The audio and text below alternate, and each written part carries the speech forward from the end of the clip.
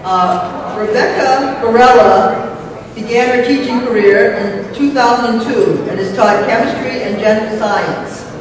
She currently teaches research science at Brentwood High School on Long Island, where she developed a state-of-the-art curriculum that includes a molecular and aquatic ecosystem lab right in the high school. Rebecca's own research focuses on the introduction of the non-native weed species, well, Centaurea nigrescens. Okay? All right. It's a Tyrol knapweed from Europe, which has come into the United States. She engages her students in every aspect of her own scientific pursuits, and then, as they develop the necessary skills, encourages them to pursue their own independent research questions. Rebecca works to bridge the gap between the university and the high school, and has helped to build successful partnerships between Brentwood students and faculty mentors from Stony Brook University. Her students have had great success in national competitions, namely the SSP's Intel competition. Last year, Dr. Diana Padilla from Stony Brook University's Department of Ecology and Evolution successfully mentored Intel semifinalist Samantha Garvey, who was a senior in the high school at the time. Samantha's salt marsh research led her not only to succeed in the sciences, but her recognition while being homeless resulted in the county granting her family a new home. Samantha and her research were also presented at the White House Science Fair. Rebecca earned her PhD from the Department of Ecology and Evolution at Stony Brook University in 2012 and has received numerous awards for her teaching efforts, including the New York State Presidential Semifinalist Award for Excellence in Mathematics and Science Teaching and the Shell NSTA Semifinalist Award for Science Teaching.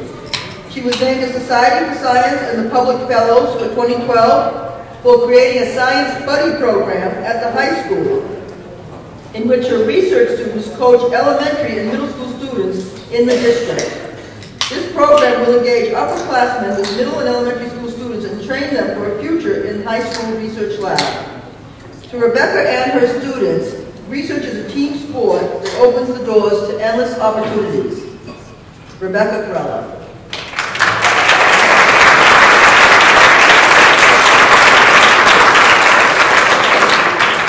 Good afternoon. It's a great pleasure to be here today.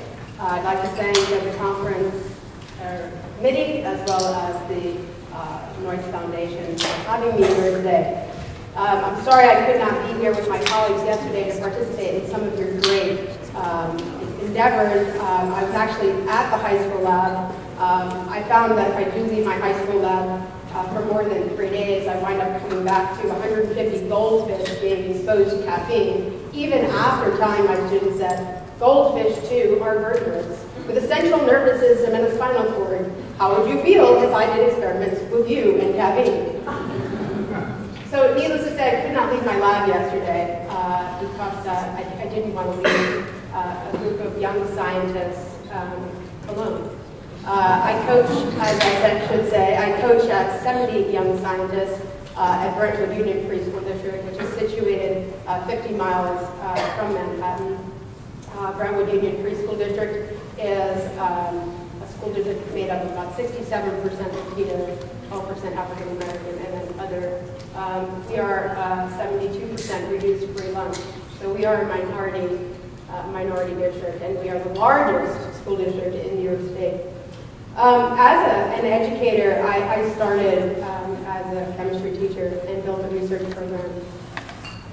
Research science to me is a passion, and it's something that I do to keep myself busy too. I'd like to share with you a quick clip. I know I might sound like a little nerd by showing you this, but I actually look forward to CNN commercials like that. We made a list of countries from around the world with the best math scores. The United States would be on that list, in 25th place. Let's raise academic standards across the nation. Let's get back to the head of the class. Let's solve this.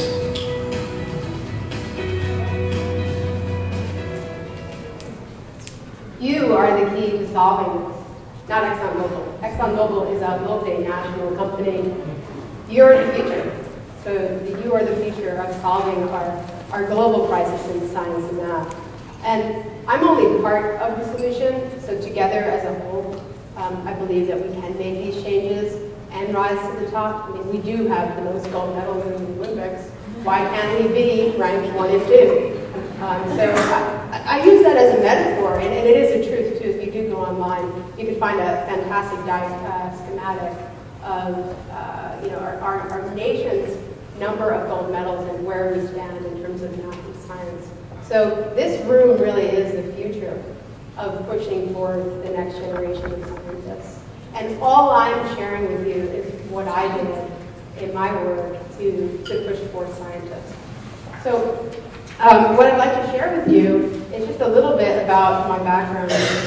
How did I get to where I am today before you?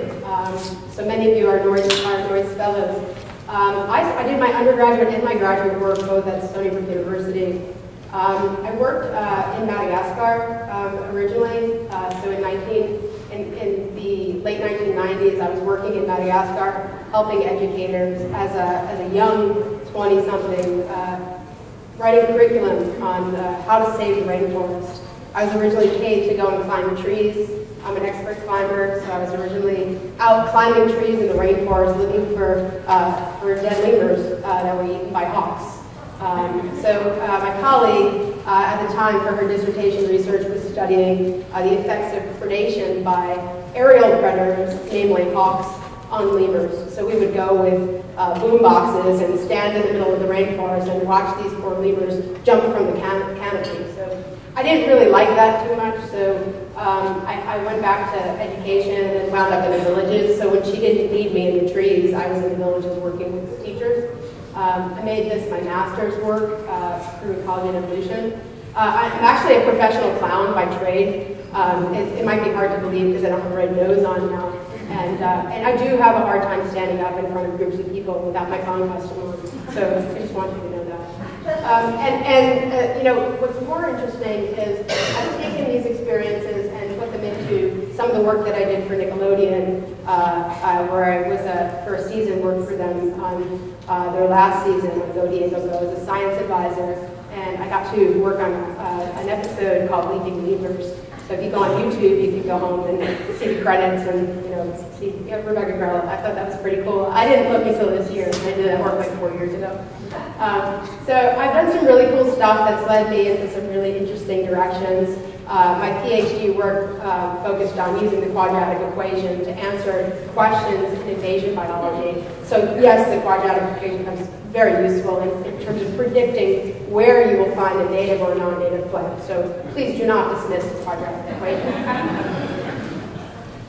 One of the most important things that I tell my students, what I'm going to tell you today, is you have to live the questions. Ask the questions, more importantly. It's the questions. Asking the questions even if they don't have an answer. That's my favorite type of question. Because it's the questions that don't necessarily have answers that lead to the next set of questions. And like all of science, we do a study or researcher goes out and designs an experiment. We start something and someone else picks up where we left off and we go, damn, I should have thought of that. Or someone works on something that we started and then they come up with a patent for it and then again you go, damn, I should have continued that. But one of my favorite quotes, and I have this hanging up in my classroom, is try to love the questions themselves. Do not seek the answers, which cannot be given to you because you would not be able to live them. And the point is to live everything. Live the questions. So all of you that are pre-service teachers and in-service teachers, I encourage you daily to ask the questions, live the questions, and just love the questions. I love the question. I even love the question mark. I should have wore a question mark here today. So, how did I get here? Through lots of grit. The science research program at Brentwood High School began in 2006. It wasn't until 2011 that we were recognized.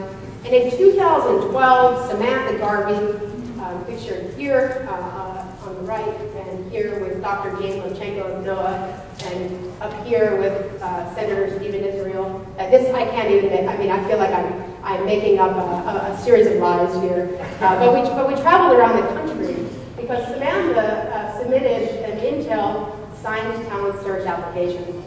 Her research focused on looking at the effects of a crab predator on a mussel species. And what she found was that crab was the chenotoxins, or the stuff that came out of the crab, was in the presence of the mussel. The mussel developed a thicker shell.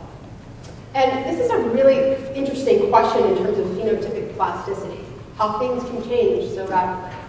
And Samantha, what she showed with her mussels, was like with humans, if we are subject to a tremendous amount of stress over and over and over again, say, for example, we get picked on as kids, or our kids are suffering from being bullied, we develop a thick skin. And that thick skin protects us. So for these mussels, the mussels were protected from this introduced invader, the Asian short crab, by developing this thick, rough outer shell. This won her national recognition. Her science was amazing. It was great science. Diana, pictured here, is my committee member. She was my committee member on my dissertation research. And what makes this an even cooler story is Dr. Jane Lemchenko, the head of NOAA. It was Dr. Diana Padilla's advisor in her graduate school work. So it's a small world. What we recognize on this trip is that Sam is really now going to be influencing public policy. She really sees that, like science education has a political component, so does science, and Sam sees that how our science is going to be important for pushing policy as well. So what do I believe? Well, obviously, what I believe and what the Office of Science, Technology, and Policy believes, that we do not have enough